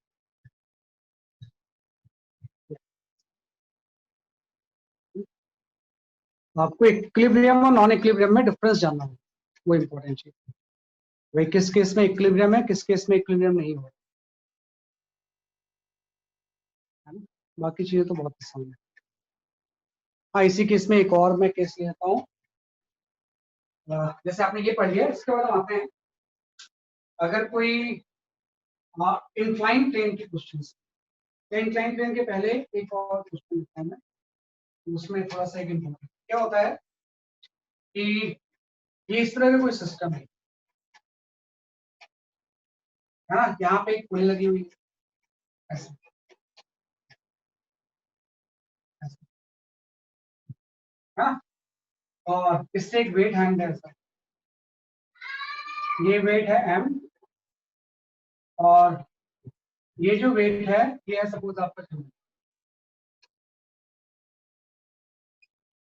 ये 2 है ना, बीच में एक पुली लगी हुई है ना, और ये सिस्टम ऐसे हैंग है।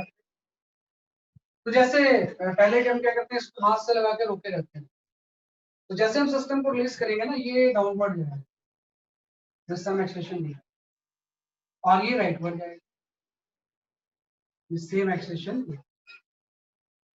आप ऐसा मत सोचना कि ये 2m है और m है तो डाउनवर्ड क्यों जा रहा है, क्योंकि यहाँ पे फ्रिक्शन नहीं है ना, अगर फ्रिक्शन नहीं है तो फर्क क्या पड़ता है, फ्रिक्शन तो रोकता है, ये इसका सरफेस जो है वो स्मूथ है। तो इस केस में आपसे ये पूछा जाता है, 3 क्वेश्चन होते हैं इसमें। पहले तो आपसे पूछा जाता है कि व्हाट इज द एक्सेलेरेशन ए, दूसरा आपसे पूछा जाता है कि what is the tension in the spring, भाई ये जो स्प्रिंग होगी इसमें टेंशन कितना होगा, और तीसरा आपसे पूछा जाता है कि what force clamp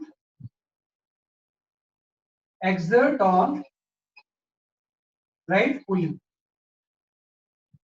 what force clamp exert on pulley। तो clamp जो है ना वो ये चीज होती है, बीच में जो डंडा लगा हुआ है ना जिससे पुली अटैच की हमने, इसी को हम बोलते हैं क्लैम्प।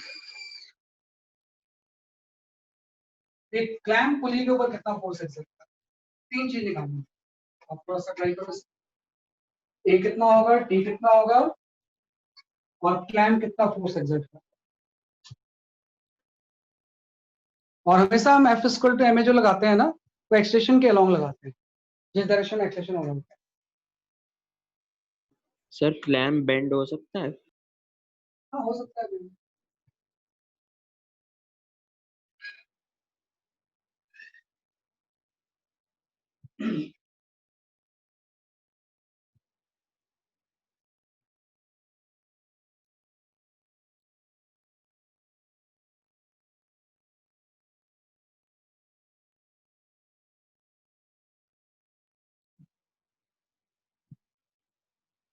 ए कितना होगा, टी कितना होगा, and what force clamp exert on pulley, clamp pulley के ऊपर कितना फोर्स एक्सर्ट।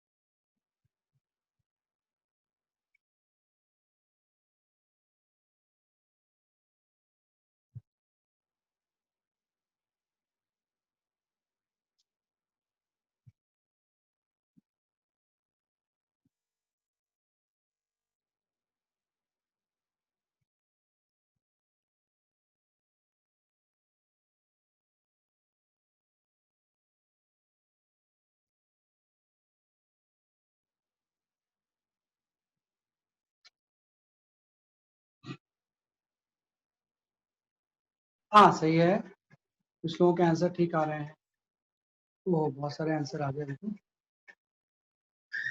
आप जी के टर्म्स में देखो आंसर छोड़ देना, बट एम जी के टर्म्स में जी की वैल्यू मत पुट करो। जब भी कोई मास नहीं दिया है ना तो आंसर आपका जी के टर्म्स में ही छोड़ दिया था।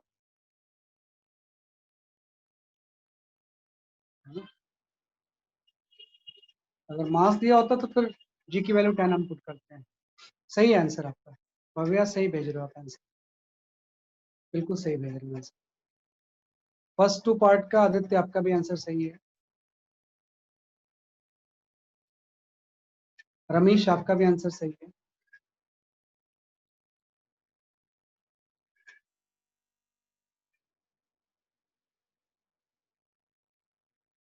थर्ड का आंसर भव्या का सही है, बाकी का भी किसी का नहीं है।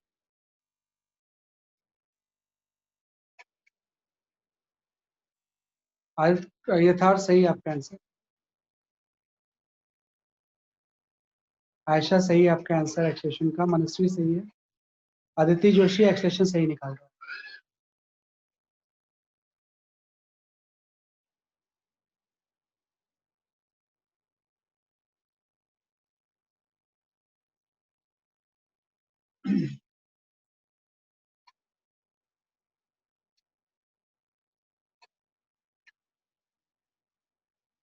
ठीक है, काफी हद तक सही आंसर है। मैं एक्सप्लेन करता हूँ आपको ध्यान से। मैं क्लैम्प वाला पोर्शन में आपको थोड़ा समझाता हूँ, है ना। वो बार बार पेपर जी में भी आता है। तो क्या है, मुझे एक्सप्रेशन निकालना है। फिर जैसे हम रिलीज करेंगे ये सिस्टम नीचे जाएगा, क्योंकि ये स्मूथ है तो आप सोचने की बात ही नहीं, आगे ही जाएंगे। अगर ये रफ होता तो फिर सोचना, ये इससे आगे जाएगा, मुझे ए और टी निकालना। तो पहले मैं क्या करूंगा ना, इस एम का फ्री बॉडी डायग्राम है, तो नीचे एम जी लग जाएगा और ऊपर टी लग जाएगा। तो इसकी इक्वेशन तो 1 मिनट में हम लिख लेंगे। मैं net force equal to M के according M G minus T equal to M, net force equal to mass acceleration.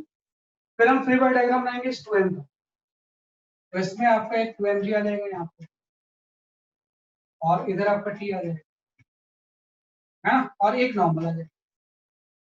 तो चूंकि एक्सप्रेशन तो हॉरिजॉन्टल है ना, तो वर्टिकल फोर्स से हमें क्या मतलब है, वैसे भी वर्टिकल फोर्स तो बैलेंस ही हो रहा है। एन की वैल्यू जो होगी वो 2mg के इक्वल है। अगर ये चीज ऊपर नीचे नहीं जा रही है, मतलब एन वेट को इसके बैलेंस कर रहा है, लेकिन एक्सप्रेशन तो हॉरिजॉन्टल है ना, तो जब भी हम net force equal to M लगाते हैं तो एक्सप्रेशन के अलोंग ही फोर्स लेते हैं। तो देखो एक्सप्रेशन के अलोंग तो सिर्फ यही फोर्स है, बाकी सारे फोर्स तो वर्टिकल है। तो जब सेकंड इक्वेशन हम लिखेंगे 12 के लिए, तो उसके ऊपर नेट फोर्स सिर्फ P हो, horizontal direction, equal to mass, उसका मास हो जाएगा 12 इनटू एक्सप्रेशन।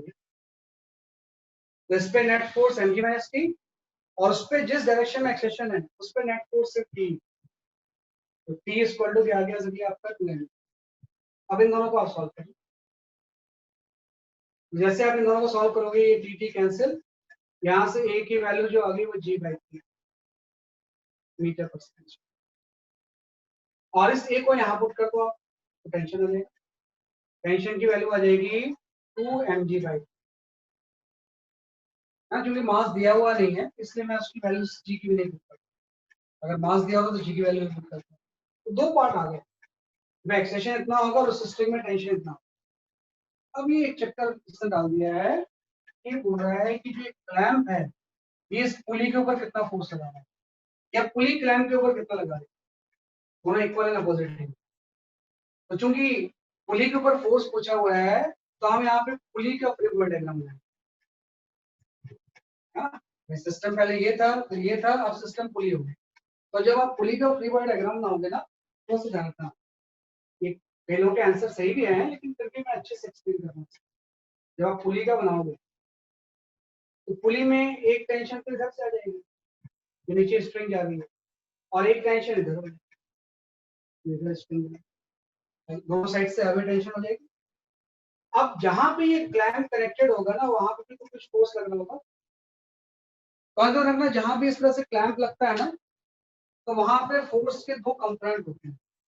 फोर्स का नेचर नॉर्मली होता है, वो फोर्स नॉर्मली है, लेकिन आप ध्यान रखो कि जैसे क्लैंप और नॉर्मल कांटेक्ट में डिफरेंस आ गया ना। नॉर्मल कांटेक्ट में क्या होता है, जैसे है ना, और इसके ऊपर मैंने कुछ ऐसा रख दिया, ये रख दिया मैंने, तो इसके वेट को नॉर्मल बैलेंस कर रहा था, नॉर्मल की यूनिक डायरेक्शन। लेकिन क्योंकि क्लैंप में क्या होता है ना, चारों तरफ से कांटेक्ट होता है।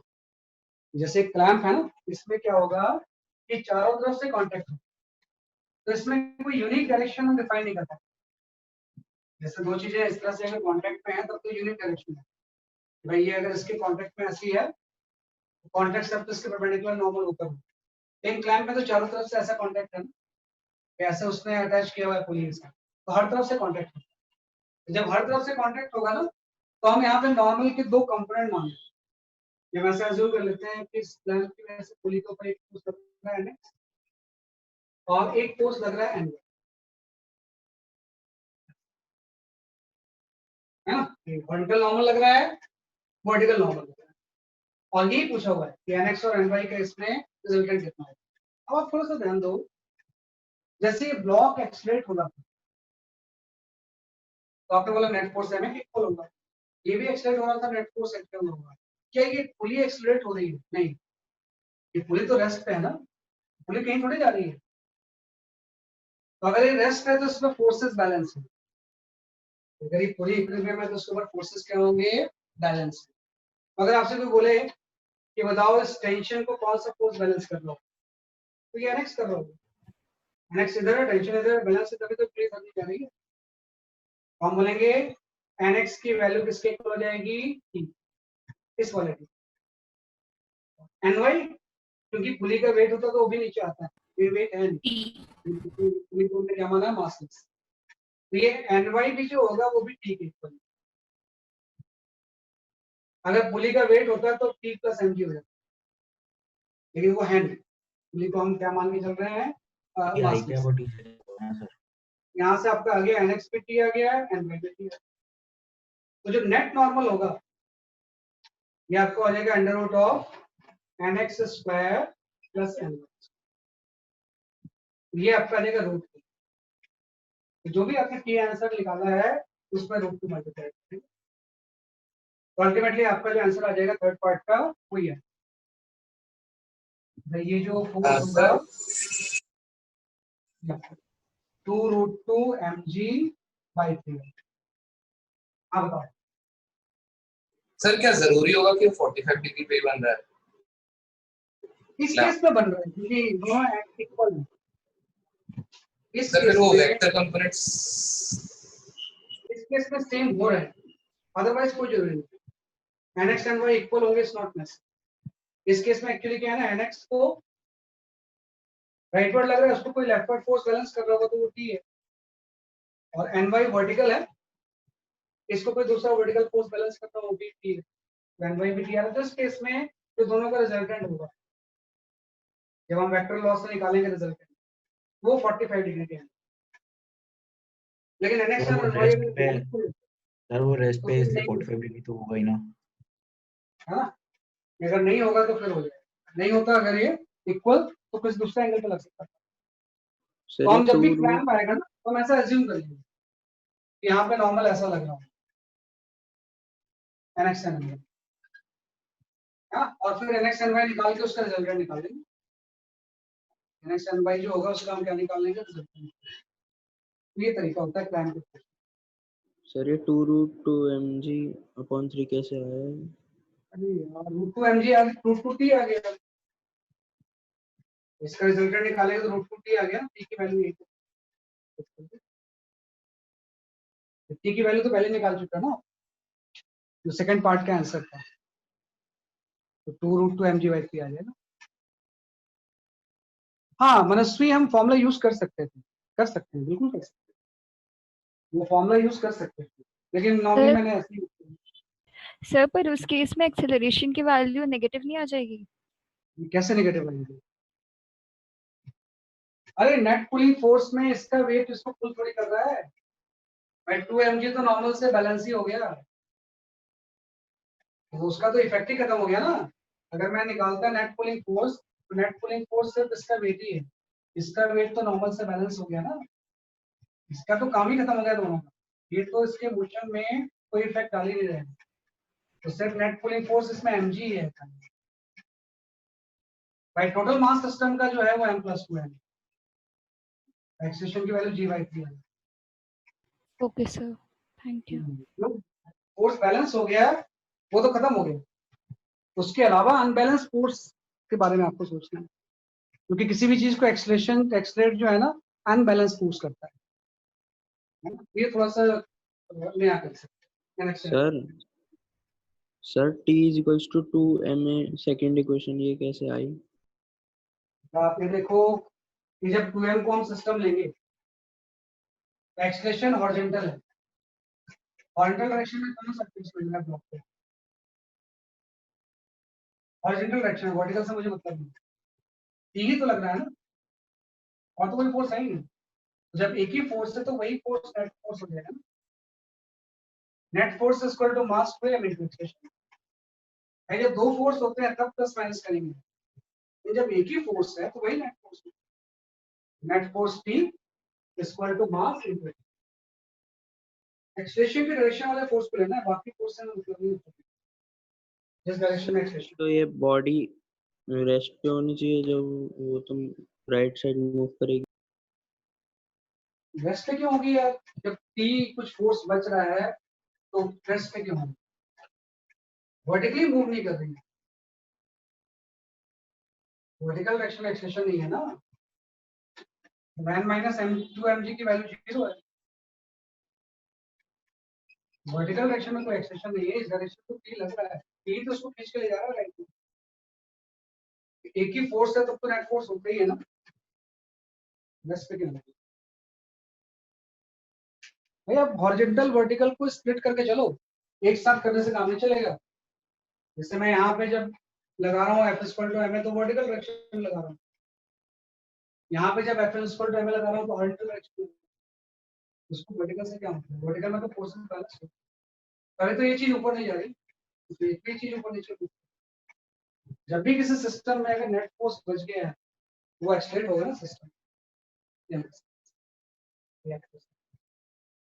वन लास्ट क्वेश्चन, कोई बेनिफिट नहीं है, कोई बेनिफिट नहीं, कोई बेनिफिट नहीं है, मतलब इस केस में ऐसा आ रहा है वो तो जब vertical and horizontal component same होंगे ना, ये एंगल 45 आएगा, मतलब इस कोई इसमें वो नहीं, बेनिफिट कुछ भी नहीं, इस क्वेश्चन के सॉल्यूशन का उससे कोई मतलब नहीं है 45 है ना, यूज कर सकते हैं, ये ध्यान रखना, केयरफुली करते हैं, ठीक है। तो हमने कर लिया, इसका हम आते हैं एक बस इंक्लाइन का क्वेश्चन में लेंगे, फिर उसके बाद हम फाइंड आउट करते हैं अगली वीडियो। इस तरह से कोई सिस्टम है, ये कोई, इस चीज को हम कई बार वेज भी बोलते हैं, ये फिक्स है, फिक्स वेज, इस तरह से ट्रायंगुलर पीस को हम क्या बोलते हैं, वेज बोलते हैं। इस वेज के साथ यहाँ पे एक पुली लगा हुआ है ना, और पुली से हमने ब्लॉक हैंग कर दिया m मास, और यहां से मैंने ब्लॉक हैंग कर दिया 4m, और ये एंगल 30 डिग्री है ना। तो जैसे मैं सिस्टम को रिलीज करूंगा कहीं कोई फ्रिक्शन नहीं है, व्हाट शुड हैपन, कैसे मूवमेंट होगा, आपको पता है कि 4m मास की वजह से इधर जाएगा ना, ऐसे ही, तो ये ऊपर जाएगा नहीं। आप वैसे एज्यूम उल्टा भी कर सकते हो, अगर आप उल्टा एज्यूम करते तो आपका आंसर नेगेटिव बने। हाँ भाई, फिजिक्स में लिबर्टी होती है कि कुछ भी एज्यूम कर लो, अगर आपका एज्यूमशंस गलत है तो आंसर सेम आता है नेगेटिव साइन के साथ। नहीं, चूंकि मुझे पता है कहीं कोई फ्रिक्शन नहीं है तो 4m मास नीचे जाएगा, और अगर ये स्ट्रिंग कनेक्टेड है तो इसको ये ऊपर ले जाएगा। तो इस केस में भी आपको ये बताना है कि फाइंड आउट द एक्सप्रेशन कितना होगा, एंड ये जो स्ट्रिंग कनेक्टेड है इससे, सेम स्ट्रिंग, इसमें टेंशन कितना है,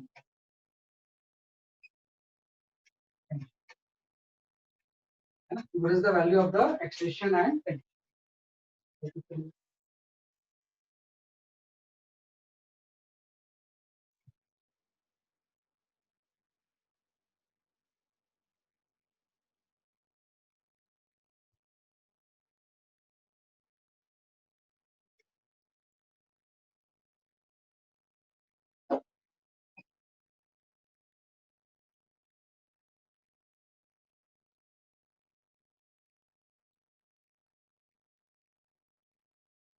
सर आपको कैसे पता चला कि एक्सेलरेशन उसी डायरेक्शन में होगा इंक्लाइन? मैंने assume कर लिया, अगर मेरा assumptions गलत होगा तो मेरा आंसर नेगेटिव साइन होगा।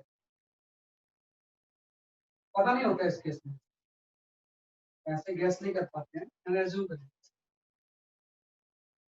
अगर आपका एज्यूमशन सही नहीं है तो आंसर का मैग्नीट्यूड सेम आएगा, बस डायरेक्शन उसकी नेगेटिव, आंसर नेगेटिव होगा, तो आप डायरेक्शन उल्टी कर दो। वही चीज है, 4m का फ्री डायग्राम बनाओ और फिर m का बनाओ और 2 इक्वेशन सॉल्व कर लो। सही है रमेश, भव्या, और आंसर इसका।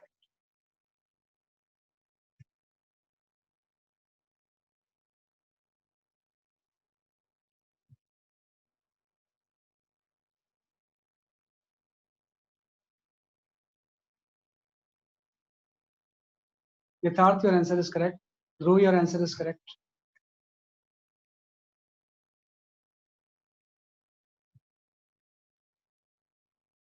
लेकिन ना आप लोग ना क्लास छोड़ने की जल्दबाजी नहीं करना है। बच्चों को क्या होता है, जैसे टाइम हो रहा है ना, देखते करें 5:30 हो गया है ना, मेरा तो डोनाल्ड ट्रम्प के साथ अपॉइंटमेंट है, नहीं जैसे नहीं 1 मिनट में लेट हो जाऊँ, फिर उससे क्या होगा, ये कंसेप्ट आपका छूट जाए, तो मुश्किल। इसको पूरा केयरफुली अटेंड कर। डोनाल्ड ट्रम्प के साथ अपॉइंटमेंट को तो आप ले जाओगे, बादशाह पाजी में चले जाओगे। बादशाह पाजी के साथ अपॉइंटमेंट हो, हरियाणा रोडवेज में बैठ के जाओ, नहीं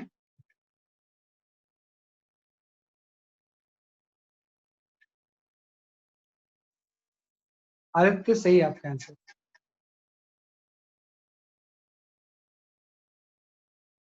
सुहाना सही है।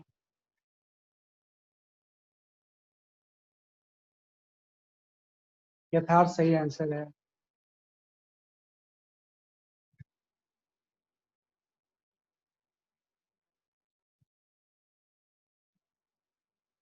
चलो मैं एक्सप्लेन करता हूँ।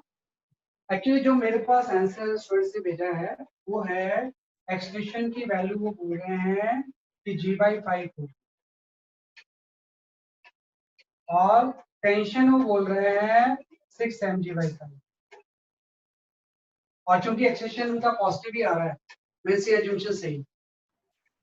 हाँ ये आंसर बता रहे हैं, काफी लोगों के आए भी हैं, काफी लोगों के नहीं भी आए, लेकिन इसको ध्यान से आप समझो। तो मैं क्या करूंगा, सबसे पहले इस m का फ्री डायग्राम, जैसे मैं m का बनाऊंगा आपको मैं q ऊपर और इसका वेट नीचे। What is the net force, इस ब्लॉक के ऊपर जो नेट फोर्स होगा वो आपको हो जाएगा T - m, क्योंकि एक्सटेंशन वाले फोर्स को पहले लिखना होगा, इक्वल टू m है ना। फिर हम इस 4m का बनाएंगे, तो 4m में थोड़ी सी दिक्कत है। 4m में इसका वेट लग जाएगा सीधे नीचे 4mg, एक टेंशन T इधर लग जाएगा और एक नॉर्मल NSM। ये तो हवा में लिखा हुआ है, लेकिन ये तो कांटेक्ट में है ना, तो वेज के साथ, जब वेज के साथ कोई कांटेक्ट में होगी तो contact force normal, weight tension normal. अब देखो क्या होता है कि आपको फोर्स एक्सेशन के अलाउंग लेना है, तो नॉर्मल को मैं नहीं लूंगा, नॉर्मल से मुझे कोई ऑब्जेक्शन नहीं है, नॉर्मल बेटा बंद करो। टी सही है, टी उसके अलोंग है। फिर प्रॉब्लम इस 4mg के साथ है ना, 4mg ना तो अलोंग है ना परपेंडिकुलर, इसी को तो रिजॉल्व करना पड़ेगा। एक इस तरह आपका रिजॉल्व सीख लेता है भाई, जो चीज अलोंग है उसको कैसे छोड़ दो, जो परपेंडिकुलर है उसको लेने की जरूरत नहीं है। ये चीज ना तो अलोंग है ना परपेंडिकुलर, तो उसको रिजॉल्व करिए। जब आप इसको रिजॉल्व करोगे ऐसे, ये एंगल 30 डिग्री है, तो 4mg का इस डायरेक्शन में जो कंपोनेंट होगा ये आपका हो जाएगा 4mg cos 30, और 4mg का इस डायरेक्शन में जो कंपोनेंट होगा ये आपका हो जाएगा 4mg sin 30। इसलिए तो हम वेक्टर में रिजॉल्व करते हैं 4mg sin। देखो t को रिजॉल्व करने की जरूरत नहीं है, n उसके परपेंडिकुलर है, m 4mg को रिजॉल्व कर दिया तो cos आ गया sin। अब थोड़ा सा ध्यान दो, एक्सलेशन के अराउंड कौन कौन सा फोर्स है, ये है और ये 4mg sin 30 है और t, तो नेट फोर्स कितना हो जाएगा, हम यहाँ पे लिख देंगे 4mg sin minus t, equal to mass. अब ध्यान रखना मास भी 4m का लेना है, m नहीं लेना है। जब m था तो m लिया था, सिस्टम 4m है तो 4m हाँ ये अपने लिए। तो दो इक्वेशन से इसको सॉल्व कर लो। जैसे हम सॉल्व करेंगे यहाँ से p एंड ये p कैंसिल हो गया, यहाँ से आपका sin 30 हाफ हो जाएगा, p एंड g और यहाँ पे आपका आ गया 5m, mm कैंसिल, a की वैल्यू g बाई। और इस a को किसी भी इक्वेशन में अगर आप पुट कर दो, टेंशन PL है 6mg बाई 5। ये दोनों आंसर तो आपके आ गए, और चूंकि आंसर ये पॉजिटिव आ रहा है मतलब आपने सही एज्यूम किया, नीचे ही जाएगा, ये ऊपर ही जाएगा। अगर ये नेगेटिव आता मतलब आंसर सेम है तो उल्टे मुंह पर। अब एक चीज थोड़ा सा क्वेश्चन आता है कि आपने ये टी यूज कर लिया, ये वाला यूज कर लिया कंपोनेंट, इन कंपोनेंट का क्या होगा? ये एन और 4mg cos 30 का क्या होगा? ये बैलेंस हो रहे होंगे, कर रहे हैं दूसरे को। बैलेंस हो रहे होंगे क्योंकि इंक्लाइन प्लेन के परपेंडिकुलर डायरेक्शन में एक्सेलेरेशन ये लिखेंगे perpendicular to incline plane, incline plane acceleration is 0। भाई जो भी मूवमेंट हो रहा है वो तो इंक्लाइन प्लेन के अलाउंग हो रहा है ना, तो इस डायरेक्शन में आएंगे, तो इस डायरेक्शन में फिर नेट फोर्स 0 हो जाएगा ना। हम लिखेंगे net force n minus 4mg cos 30 equal to हो जाएगा मास इनटू एक्सेलरेशन। जब हम perpendicular to the incline plane लेंगे, ये तो along the plane, along the plane, along the plane तो एक्सेलरेशन था, ये परपेंडिकुलर तो एक्सेलरेशन 0 है, तो ये 0 हो जाएगा, मतलब यहाँ से n की वैल्यू आ जाएगी। नॉर्मल फोर्स जो होगा वो 4mg cos 30 की वैल्यू अगर पुट कर दोगे है ना, ये आपका हो जाएगा इसलिए आपका 2√3m। तो एक पर्टिकुलर डायरेक्शन में बनाओ, ये स्टेप ऑफ इक्वेशंस बना के आपको सॉल्व, इक्वेशन भी आ गया। That is all for today, है ना। ये चीज कल भी कंटिन्यू है, कल भी हम इसी तरह के कंसेप्ट्स को क्या करेंगे, कंटिन्यू करेंगे along with multiple pulleys। अभी तो हम सिंगल पुली ले रहे हैं, along with multiple pulleys। That is all for today। इसको रिवाइज करके कल, bye. Thank you, sir. Thank you, sir. Bye thank you sir. Have a nice day, sir. Thank you. Bye. Manasvi आपका आंसर सही था।